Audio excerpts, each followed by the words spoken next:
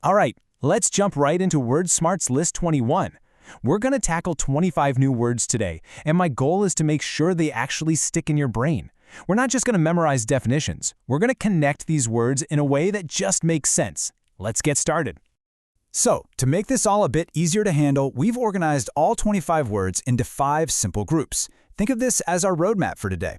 Learning words this way helps your brain build connections, which is so much better than just trying to memorize a long, random list.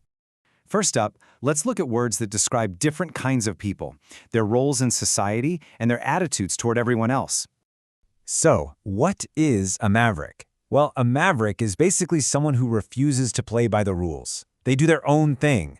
Imagine a designer who completely ignores fashion trends to create something totally new, or maybe a scientist who challenges a long-accepted theory. Mavericks are the ones who make their own path. Now, a mentor is pretty much the opposite of a maverick.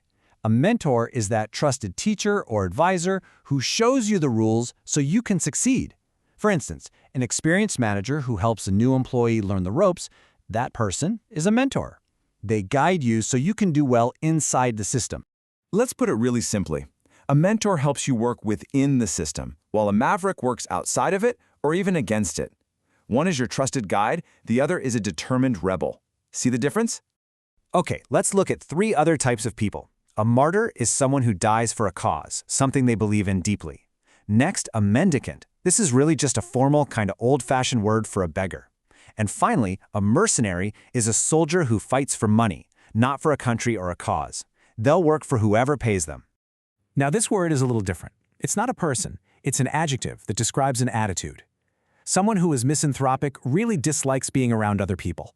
Think of a grumpy old character in a story who lives all alone in the woods and wants nothing to do with society.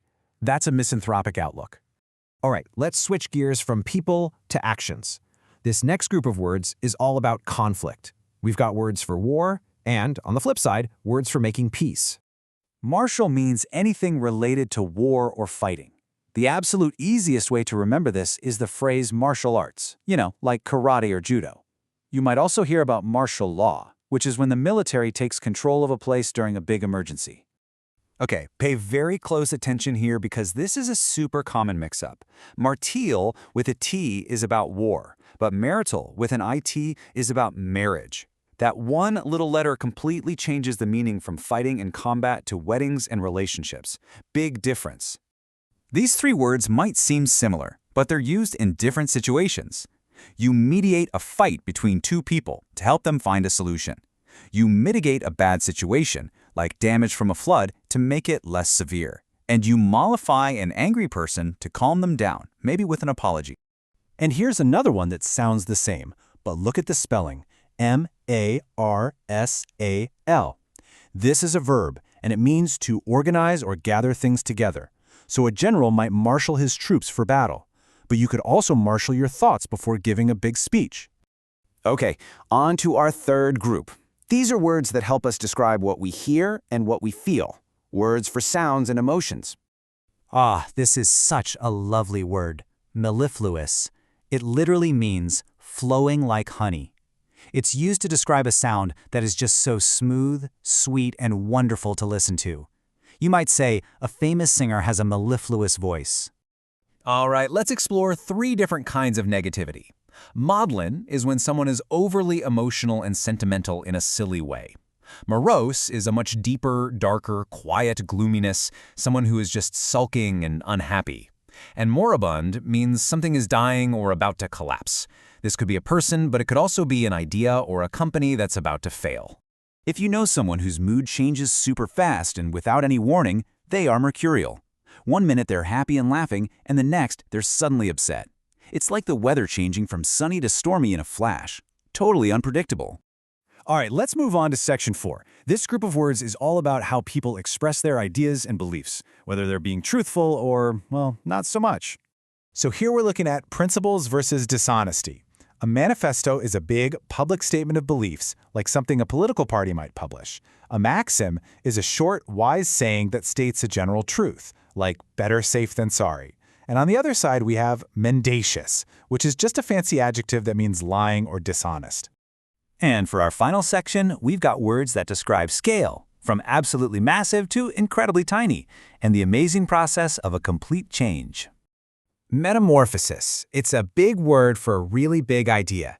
This isn't just a small change, it's a total transformation, changing from one thing into something completely different. And of course, the classic example of metamorphosis, the one we all learn as kids, comes from nature. The journey of a caterpillar turning into a butterfly is the perfect picture of a complete and stunning transformation. Now for some words about size. Monolithic describes something that is massive, solid, and all one piece, like a giant monument carved from one stone. Its opposite is minuscule, which just means super, super tiny. Then there's microcosm, which is a small thing that represents a much bigger thing. Think of a small town as a microcosm of the whole country. And our last two words are actually connected in a pretty cool way. Your milieu is your social environment, your surroundings, and when you matriculate, which is the formal word for enrolling in a university, you are often choosing to enter a brand new academic and social milieu. And that's a wrap on our 25 words. But remember, just hearing them isn't enough. The key to really learning vocabulary is to start using it. So think about it. Which one of these new words are you going to try and use in a sentence today? Give it a shot.